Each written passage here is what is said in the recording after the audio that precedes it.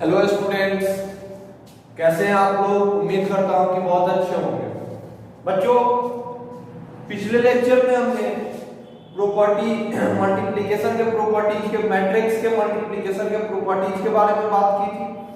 फिर उससे आगे हम लोग बढ़े थे और बात किए थे हम लोग इंटीग्रल स्क्वायर मैट्रिक्स के इंटीग्रल पावर के बारे में। किसके बारे में? स्क्वायर मैट्रिक्स के इंटीग्रल पावर के बारे में।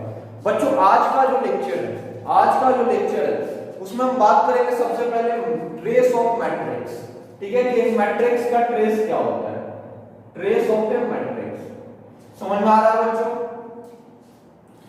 तो देखिए, ट्रेस मैट्रिक्स सबसे पहले तो ट्रेस मैट्रिक्स किसके लिए डिफाइंड है? तो स्क्वायर मैट्रिक्स के लिए डिफाइंड है।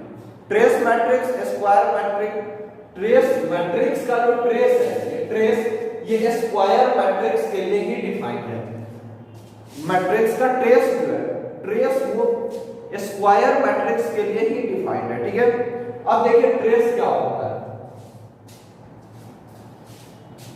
बच्चों देखिए, the elements of A the properties of the elements of a square matrix is a lie along the principal diagonal is called, sorry यहाँ पे sum हो जाएगा बच्चों, property है sum। तो देखिए बच्चों, मैट्रिक्स के ट्रेस का डिफिनीशन क्या लिखा हुआ है? मैट्रिक्स के ट्रेस का डिफिनीशन है बच्चों कि the sum of the elements of a square matrix A lying along the principal diagonal is called the trace of A। मतलब क्या है कि कोई स्क्वायर मैट्रिक्स है A, ठीक है, स्क्वायर मैट्रिक्स है A, उस स्क्वायर मैट्रिक्स के प्रिंसिपल डायगोनल के लोग जो एलिमेंट है ना, उस स्क्वायर मैट्रिक्स के प्रिंसिपल डायगोनल जो एलिमेंट है, सारे एलिमेंट्स का जो सम होता है ना, वही मैट्रिक्स A का ट्रेस कहलाएगा। ठीक है, कोई स्क्वायर मैट्रिक्स है, ठीक है, उस मैट्रिक्स के प्रिंसिपल डायगोनल के लोग जो एलिमेंट आ रहे हैं उन सबको आप ऐड कर दीजिए। ठीक है, तो जो वैल्यू आएगा उस वैल्यू को हम लोग बोलते हैं trace of matrix A, trace of matrix A. ठीक है बच्चों, देखिए यहाँ पे लिखा भी हुआ है कि इफ ए एक मैट्रिक्स है जिसका ऑर्डर है n, if A is the matrix of order n, if A is the matrix of order n, एक मैट्रिक्स है A, एक मैट्रिक्स है जिसका ऑर्डर क्या है n, A एक स्क्वायर मैट्रिक्स है, if A is the square matrix, if A is the square matrix of order n, A एक स्क्वायर मैट्रिक्स है किस ऑर्डर का? तो उस मैट्रिक्स का ऑर्डर है n। ठीक है, अगर n ऑर्डर है तो इस मैट्रिक्स में n रो और n कॉलम होंगे। समझ में आ रहा है? तो इस तरह से एलिमेंट्स को मैंने लिख दिया a11 a12 से लेके a1n, a21 a22 से लेके a2n and so on, an1 an2 an3 से लेके ann। ठीक है बच्चों, अब देखिए ये एक स्क्वायर मैट्रिक्स है, ठीक है, तो इस मैट्रिक्स का ट्रेस क्या हो जाएगा? इस मैट्रिक्स का ट्रेस हो जाएगा a11 plus a22 plus a33 plus a44 से लेके ann तक, इन सारे का सम प्रिंसिपल डायगोनल के लोग जो एलिमेंट आएंगे, सारे एलिमेंट्स का जो सम का जो वैल्यू आएगा उसी को हम लोग बोलते हैं ट्रेस ऑफ दैट मैट्रिक्स। ठीक है, अच्छा अब देखिए, and is denoted by TR और ब्रैकेट के अंदर A। ठीक है, कोई मैट्रिक्स है A, ठीक है, तो उसके ट्रेस को हम डिनोट कैसे करते हैं? इस तरह से TR और ब्रैकेट के अंदर A। ठीक है बच्चों, इसको ध्यान रखिए। समझ में आ रहा है? अब अगर यहां तक समझ में आया हो आप लोगों को, तो अब हम बात करेंगे मैट्रिक्स के ट्रेस के कुछ प्रॉपर्टीज के बारे में, properties of trace of matrix. बच्चों, अगर यहां तक आप लोगों को अच्छी तरह समझ में आया हो तो अब हम बात करेंगे ट्रेस के बारे में। किसके बारे में? मैट्रिक्स के ट्रेस के प्रॉपर्टी के बारे में। ट्रेस के बारे में तो हमने बात कर लिया, अब हम बात करेंगे प्रॉपर्टीज के बारे में, ट्रेस के प्रॉपर्टीज। तो देखिए बच्चों, if lambda is a scalar, if lambda is a scalar, then trace of lambda a is equals to lambda times trace of a। देखिए बच्चों, क्या कह रहा है कि अगर lambda कोई स्केलर क्वांटिटी है, ठीक है, यानी कि कोई न्यूमेरिकल वैल्यू है, तो lambda into a, lambda को तो a मैट्रिक्स में lambda को मल्टीप्लाई करके उसका जो मैट्रिक्स निकालिएगा वो किसके इक्वल आएगा? तो मैट्रिक्स ए का ट्रेस निकाल लीजिए, उसमें लैम्डा मल्टीप्लाई कर दीजिए, ठीक है। यानी कि trace of lambda A, lambda into trace of A के इक्वल आ जाएगा। कैसे? तो मैं यहां से दिखाता हूं बच्चों। देखिए ये आपका मैट्रिक्स ए, तो लैम्डा ए कितना हो जाएगा बच्चों? लैम्डा ए हो जाएगा आपका लैम्डा ए 11, लैम्डा ए 12, लैम्डा ए 13 से लेकर लैम्डा ए 1n, ठीक है। सिमिलरली लैम्डा ए 21, लैम्डा एक मिनट, लैम्डा ए 11, लैम्डा ए 12, लैम्डा ए 13, लैम्डा ए 13 से लेकर लैम्डा ए 1n, फिर लैम्डा ए 21, लैम्डा ए 22, लैम्डा ए 23 से लेकर लैम्डा ए 2n, और इसी तरह चलता जाएगा तो आखिरी वाला आएगा लैम्डा ए n1, लैम्डा ए n2 से लेके लैम्डा ए nn, लैम्डा ए nn। क्या बच्चों देखिए जरा ध्यान से कि ए मैट्रिक्स ये था, ठीक है। तो लैम्डा ए क्या हो जाएगा? लैम्डा ए वही हो जाएगा कि इसके सारे एलिमेंट में आप लैम्डा से मल्टीप्लाई कर दिए, तो ये आ गया आपका लैम्डा ए, ठीक है। अब इसका ट्रेस निकालिए, तो ट्रेस ऑफ लैम्डा ए क्या हो जाएगा? देखिए बच्चों, ट्रेस ऑफ लैम्डा ए, देखिए ये जो लैम्डा ए भी एक मैट्रिक्स ही है। अब इसका ट्रेस क्या है? तो लैम्डा ए 11 प्लस लैम्डा ए 22, अब इसका ट्रेस क्या है? Lambda A 11, lambda A 22 and so on up to lambda A n तक। तो trace of lambda A is equals to lambda A 11 plus lambda A 22 plus lambda A 33 plus so on up to lambda A n। आ गया बच्चों। अब देखिए सब में से हम लैम्डा कॉमन कर सकते हैं, तो सब में से लैम्डा कॉमन करेंगे तो कितना आ जाएगा? a11 plus a22 plus a33 plus so on up to an। आ रहा है बच्चों? आ रहा है या नहीं आ रहा? अब देखिए तो ट्रेस और ये वाला जो वैल्यू है a11 a22 plus a33 so on plus an तक, ये क्या है? ये जरा ध्यान से देखिए, तो ये है ट्रेस ऑफ a के इक्वल। ये आपका ये जो वैल्यू है ये किसके इक्वल है? Trace of a। तो हम क्या लिख सकते हैं? Lambda times trace of a, lambda times trace of a। तो trace of lambda a, lambda times trace of a के इक्वल आएगा। ये यहां से प्रूफ हो चुका है, समझ में आ रहा है बच्चों?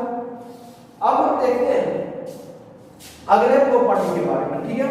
अगला जो प्रॉपर्टी वो कह रहा है कि दो मैट्रिक्स ए और बी के सम का जो ट्रेस होगा वो दोनों के इंडिविजुअल ट्रेस के सम के इक्वल आ जाएगा, ठीक है। क्या बोला मैंने? फिर से सुनिएगा कि कोई दो मैट्रिक्स है ए और बी, ठीक है, तो उनके सम, दोनों मैट्रिक्स को जोड़ के अब उसका ट्रेस जो आप निकालेंगे, ठीक है, तो वो किसके इक्वल आएगा? तो वो आएगा दोनों के इंडिविजुअल ट्रेस के सम के इक्वल, ठीक है।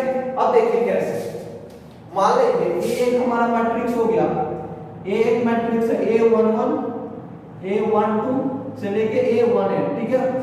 दूसरा मैट्रिक्स है बच्चों हमारा इसी का दूसरा लो a21 a22 से लेके a2n, और इसी तरह चलता जाएगा तो an1 an2 से लेके ann तक, ठीक है। अच्छा, अब इसी तरह हमारा सेम ऑर्डर का एक मैट्रिक्स है b, ठीक है, एक मैट्रिक्स है b। जब तक और a और b को जोड़ कर पाएंगे, जब सेम ऑर्डर होगा तो यहाँ पे a प्लस b है, इसका मतलब जो ऑर्डर a का वही b का भी होगा, यानी कि b का भी ऑर्डर हम क्या लेंगे? n, ठीक है। एक b भी एक स्क्वायर मैट्रिक्स होगा n ऑर्डर का, तो चलिए लिखते हैं b11 b22 b12 b13 से लेके b1n, similarly b21 b22 b23 से लेके b2n, ठीक है बच्चों।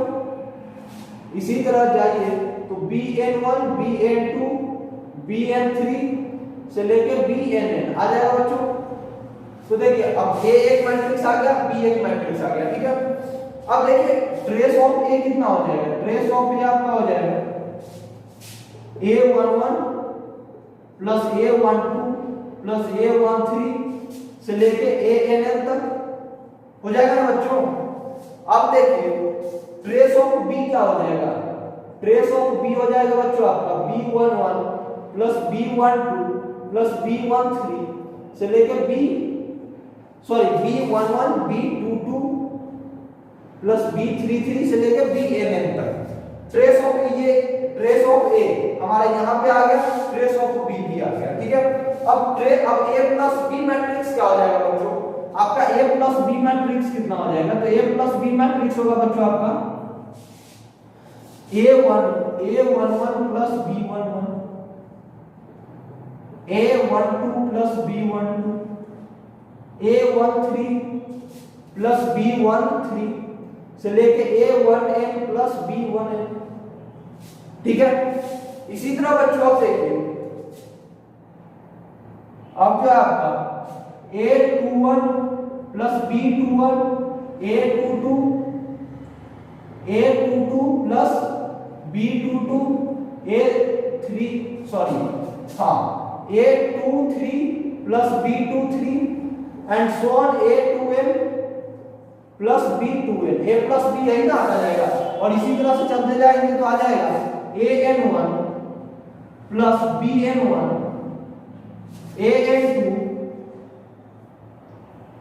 AN2 plus BN2 and so on ANN plus BNN आ जाएगा बच्चों।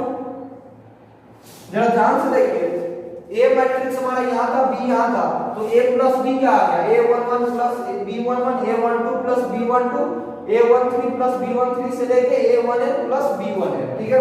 इसी तरह A21 plus A22, A21 plus B21, A22 plus B2, इसी तरह से आपका मतलब हर एक जो कॉरेस्पॉन्डिंग एलिमेंट था, A और B को ऐड कैसे किया जाता है, हर एक कॉरेस्पॉन्डिंग एलिमेंट्स को जोड़ दीजिए, तो वही मैंने यहाँ किया, तो हमारा A प्लस B आ गया, ठीक है।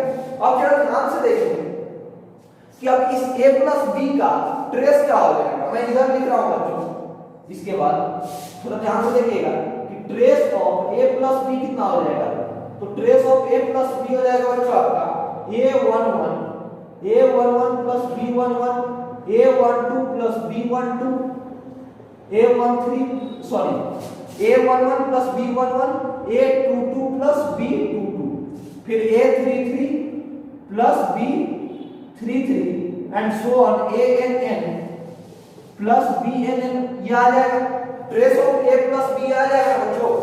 इसके प्रिंसिपल डायगोनल के लोग का सारा एलिमेंट जोड़ दीजिए, इस मैट्रिक्स के प्रिंसिपल डायगोनल के लोग जितना एलिमेंट आएगा सबको जोड़ दीजिए, और प्रिंसिपल डायगोनल के एलिमेंट एलोंग, और इसमें प्रिंसिपल डायगोनल के एलोंग कौन-कौन सा एलिमेंट आएगा, A11 plus B11, A22 plus B22 and so on up to ANN plus BNN, तो आ गया आपका trace of A plus B। यहाँ जरा ध्यान से देखिए, इसको अगर मैं थोड़ा ठीक से लिखूं तो ये इस तरह से मैं लिख सकता हूं A11 plus A12 plus A11 plus A22 plus A33 से लेके so on up to ANN plus B11 plus B22 से लेके BNN तक लिखा जा सकता है बच्चों।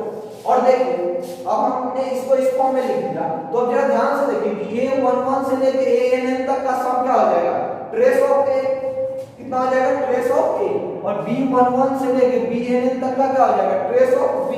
तो यहां से हमारा आ चुका है trace of A plus B is equal to trace of A plus trace of B।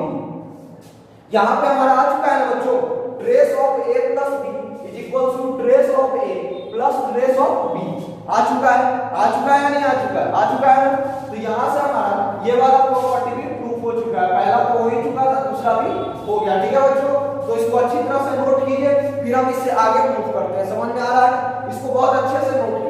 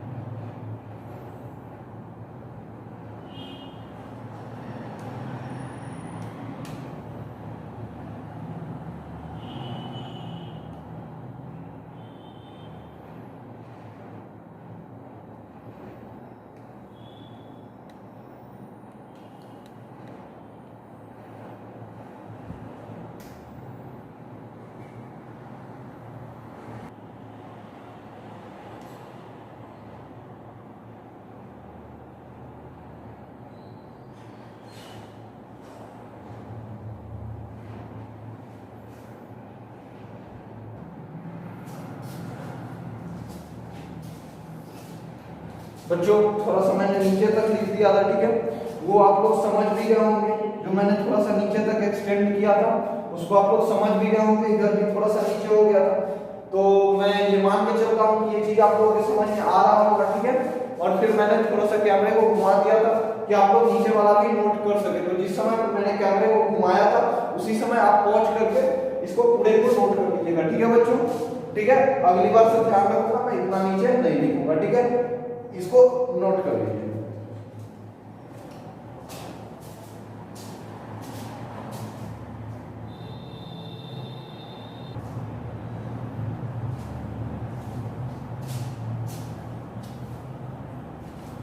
बच्चों अब हम आगे बढ़ते हैं, ठीक है, और बात करते हैं कुछ स्पेशल स्क्वायर मैट्रिसेस के बारे में, ठीक है। अब हम बात करेंगे स्पेशल स्क्वायर मैट्रिसेस के बारे में। देखिए तो स्पेशल स्क्वायर मैट्रिक्स हम सबसे पहले बात करते हैं आइडेम्पोटेंट मैट्रिक्स। आइडेम्पोटेंट मैट्रिक्स क्या होता है इसके बारे में बात करेंगे कि आइडेम्पोटेंट मैट्रिक्स क्या होता है, ठीक है बच्चों। तो देखिए a square matrix is idempotent provided a square equals to a, ठीक है। अगर किसी कोई मैट्रिक्स है a, ठीक है, उसका स्क्वायर कर दे फिर भी वो a के इक्वल ही रह जाए तो हम लोग बोलेंगे कि दिस मैट्रिक्स इज आइडेम्पोटेंट। कोई मैट्रिक्स है a, ठीक है, कोई मैट्रिक्स है a जिसका हम लोग स्क्वायर कर दे, ठीक है, तो भी रिजल्टेंट जो है वो a के ही इक्वल आए, यानी कि a स्क्वायर का वैल्यू भी a के ही इक्वल आए तो हम लोग बोलेंगे matrix is idempotent. Matrix is idempotent, समझ में आता है बच्चों, मैट्रिक्स इज आइडेम्पोटेंट। अच्छा बच्चों अब देखिए, अब सुनिएगा, अगर a स्क्वायर a के इक्वल आ गया तो देखिए a क्यूब किसके इक्वल हो जाएगा, a क्यूब को हम क्या लिख सकते हैं a into a स्क्वायर। देखिए स्क्वायर मैट्रिक्स के केस में हम लिख सकते हैं a को a into a स्क्वायर, ठीक है, a स्क्वायर को a into a लिख सकते हैं। अगर स्क्वायर मैट्रिक्स नहीं होता तो हम इस तरह से नहीं लिख पाते। अब देखिए a स्क्वायर का वैल्यू क्या हो जाएगा, a ही हो जाएगा अगर मैट्रिक्स आइडेम्पोटेंट है, ठीक है। देखिए अगर मैट्रिक्स आइडेम्पोटेंट है तो a स्क्वायर a के इक्वल आएगा, तो a क्यूब किसके इक्वल आएगा सो हम देखते हैं। तो देखिए a क्यूब को हम a into a स्क्वायर लिख सकते हैं और a स्क्वायर किसके इक्वल आ जाएगा, a स्क्वायर तो a के इक्वल है, तो a cube is equals to a square और a स्क्वायर किसके इक्वल है, a के इक्वल। अच्छा अब देखिए a की पावर 4 को हम क्या लिख सकते हैं, a की पावर 4 को बच्चों हम लिख सकते हैं a square into a square और a square into a square की जगह क्या रख सकते हैं a into a, that is a square और a स्क्वायर अगेन a के इक्वल, यानी कि a की पावर 4 भी a के ही इक्वल आ जाएगा। सिमिलरली a की पावर 5 भी a के इक्वल ही आएगा एंड सो ऑन। a का जितना भी इंटीग्रल पावर है सबका सब किसके इक्वल आएगा, a के इक्वल। यानी कि समझिए मैट्रिक्स आइडेम्पोटेंट कब होगा, जब a स्क्वायर जो है a के इक्वल आ जाए, ठीक है। जब a स्क्वायर a के इक्वल आ जाए तो मैट्रिक्स क्या हो जाएगा, आइडेम्पोटेंट। और अगर मैट्रिक्स आइडेम्पोटेंट है यानी कि a स्क्वायर a के इक्वल आ गया, इसका मतलब a क्यूब भी a के इक्वल आएगा, a की पावर 4 भी a के इक्वल आएगा, a की पावर 5 भी a के इक्वल, a की पावर 6 भी a के equal, so on up to a की पावर n भी a के इक्वल ही आएगा। अगर मैट्रिक्स आइडेम्पोटेंट है तो a का कोई भी नेचुरल पावर a के इक्वल ही आएगा। तो वही चीज यहाँ पे लिखा हुआ है, जनरलाइज कर दे for idempotent matrix note that following a की power n is equals to a for n greater than equals to 2, यानी कि a की पावर n जो होगा a के इक्वल होगा जहां n 2 या 2 से बड़ा है, यानी a स्क्वायर भी a के इक्वल, a क्यूब भी a के इक्वल, a की पावर 4 भी a के इक्वल, यानी कि a का सारा नेचुरल पावर जो है 2 से बड़ा जो भी नेचुरल पावर है सबका सब a के इक्वल ही आएगा अगर मैट्रिक्स आइडेम्पोटेंट हो तो। अगर मैट्रिक्स आइडेम्पोटेंट हो तो a की पावर n किसके इक्वल आएगा, a के इक्वल। ये चीज आप लोग समझ चुके हैं। अब देखिए determinant value of idempotent matrix is 0 और 1। अगर कोई मैट्रिक्स आइडेम्पोटेंट है तो उसका डिटरमिनेंट वैल्यू 0 या 1 में से कोई एक होगा, ठीक है। अभी आइडेम्पोटेंट मैट्रिक्स अभी डिटरमिनेंट के बारे में आप लोगों को नहीं पता है कि डिटरमिनेंट वैल्यू क्या होता है। अभी आप लोगों को ये नहीं पता है कि डिटरमिनेंट वैल्यू क्या होता है, तो अभी सिर्फ इसको याद रख लीजिए, हम जब डिटरमिनेंट पढ़ेंगे तब आपको समझ में आ जाएगा कि डिटरमिनेंट वैल्यू क्या होता है। ठीक है बच्चों, तो अभी इसको याद रखिएगा। अब हम पढ़ते हैं अगले टाइप के मैट्रिक्स पे, अगले special square matrix, that is periodic matrix. ठीक है, दैट इज पीरियोडिक मैट्रिक्स। बच्चों देखिए पीरियोडिक मैट्रिक्स क्या होता है, अगर a का वैल्यू a की पावर 5, a की पावर 9, a की पावर 13 एंड सो ऑन चलता जाए, ठीक है, तो हम बोलेंगे कि a is matrix A is periodic matrix.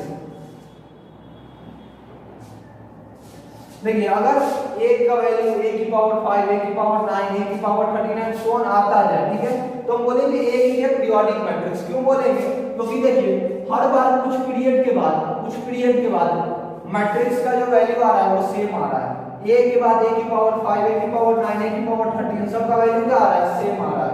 यानी कि कुछ पीरियड पर जा जाकर जो मैट्रिक्स का जो पावर का वैल्यू आ रहा है वो एक इक्वल ही आ रहा है। ठीक है, तो इसीलिए हम बोलेंगे कि matrix A is a periodic matrix. ठीक है, अच्छा अब देखिए तो वही चीज यहां लिखा हुआ है A square matrix which satisfying the relation A की power k plus 1 is equals to A for some positive integer k। देखिए अगर A जो है सॉरी यहां पे देखिए पहले सबसे पहले ये क्या लिखा हुआ है, A की पावर 4 plus 1, A की पावर 8 plus 1, A की पावर 12 plus 1 लिखा हुआ है कि नहीं लिखा हुआ है। तो अब देखिए वही चीज यहाँ पे कह रहा है कि अगर a की पावर k plus 1 का वैल्यू a की पावर k plus 1 का वैल्यू a के बराबर आता जाए, अगर a की पावर k plus 1 का वैल्यू a के पावर आ जाए k के कुछ वैल्यूज के लिए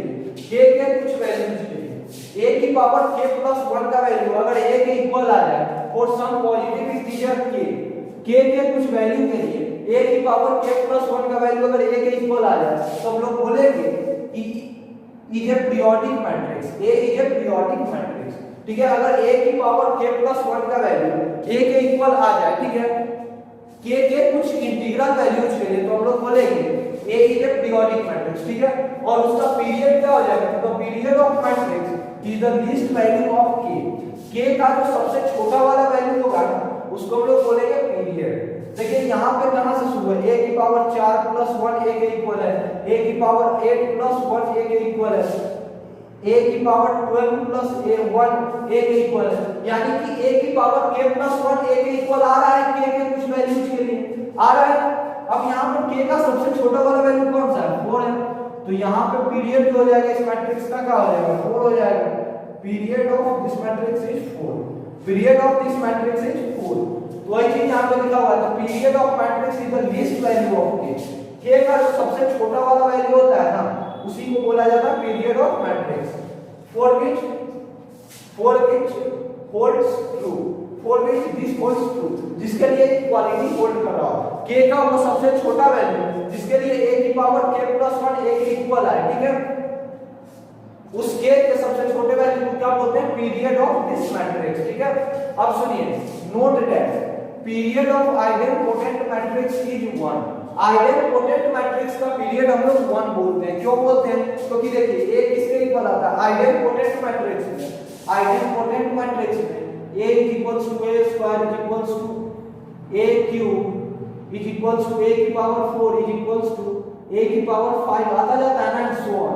तो इसी को हम इस तरह से लिख सकते हैं a की पावर 1 plus 1 a की पावर 1 plus 2 a की power 1 plus 3 and so on. तो जरा ध्यान से देखिए, आइडेंपोटेंट मैट्रिक्स में भी a की पावर k plus 1 a के इक्वल आता जाता है k के बहुत सारे वैल्यूज के लिए, a की पावर k plus 1 a के इक्वल आता है ना, a k के बहुत सारे वैल्यूज के लिए a की पावर k plus 1 का वैल्यू a के इक्वल आता है, तो ये पीरियोडिक मैट्रिक्स हुआ। अच्छा अब देखिए k का सबसे छोटा वैल्यू कौन सा हो जाएगा, k का सबसे लीस्ट वैल्यू क्या हो जाएगा, जरा ध्यान से देखिए, k का सबसे लीस्ट वैल्यू क्या हो जाएगा, तो k का सबसे छोटा वैल्यू है 1, तो आइडेंपोटेंट मैट्रिक्स आइडेंटिपोटेंट मैट्रिक्स का पीरियड कितना हो गया, सबसे k का जो सबसे छोटा वैल्यू होता है तो पीरियड होता है, तो period of idempotent matrix is equals to 1। समझ में आ रहा है बच्चों? तो इसको नोट कीजिए, फिर हम आगे मूव करते हैं, ठीक है? इसको अच्छे से नोट कर लीजिए।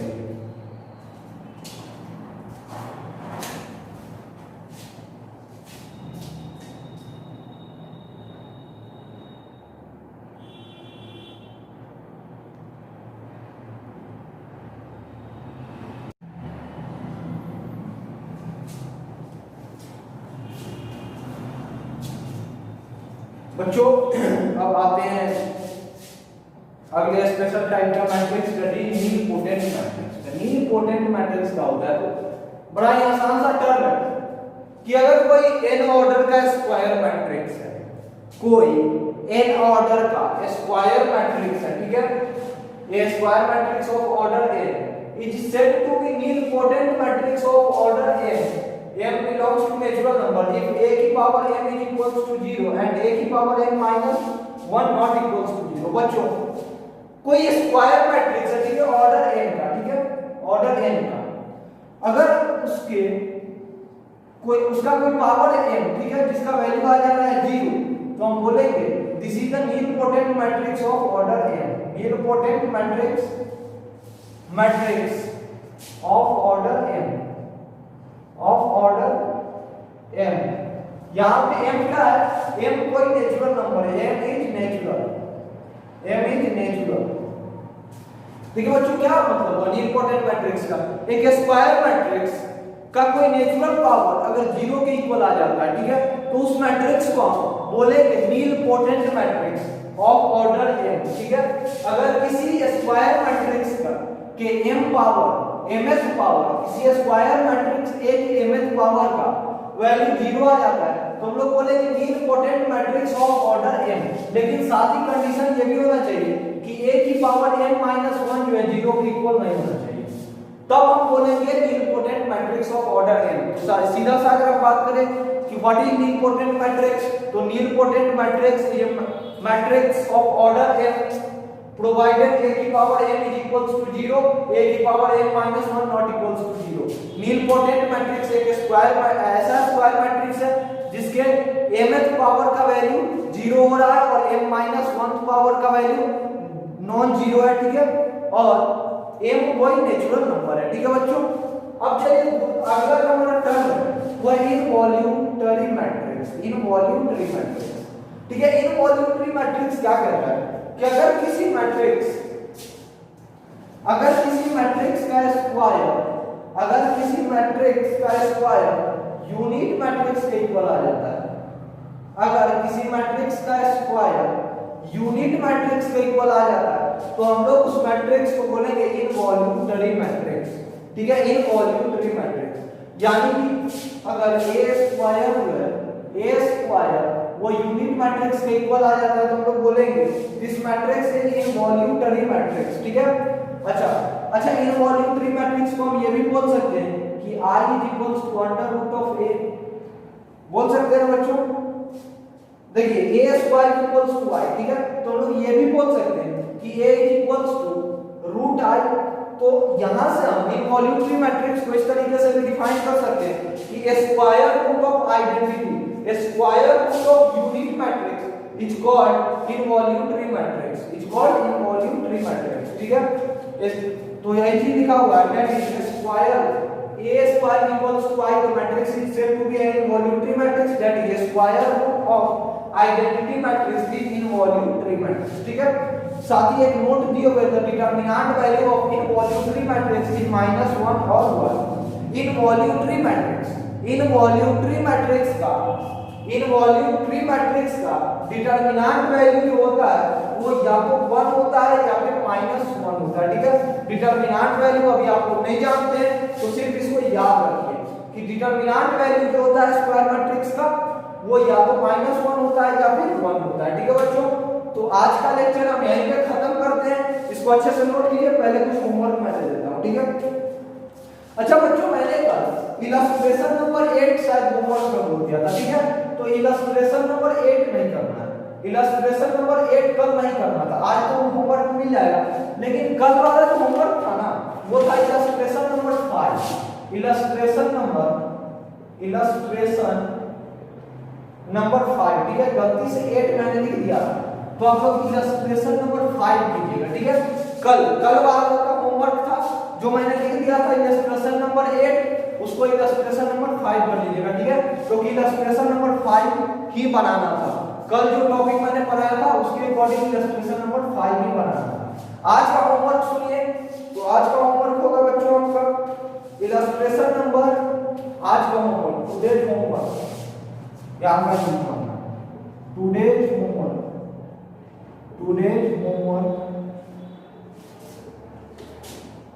होमवर्क इलस्ट्रेशन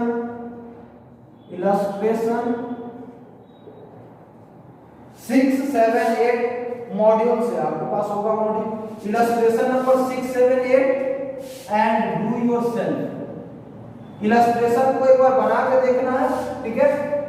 और दिक्कत आए तो आप सॉल्यूशन भी देख सकते हैं, वहां से भी दिक्कत आए तो ग्रुप में मैसेज करके पूछ सकते हैं। अच्छा बच्चों, पीछे जो मैंने होमवर्क अभी तक दिए थे उसमें अगर कोई डाउट हो तो आप लोग पूछिएगा जरूर ग्रुप में मैसेज करके, ठीक है।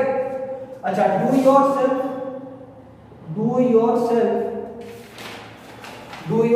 5 कंप्लीट,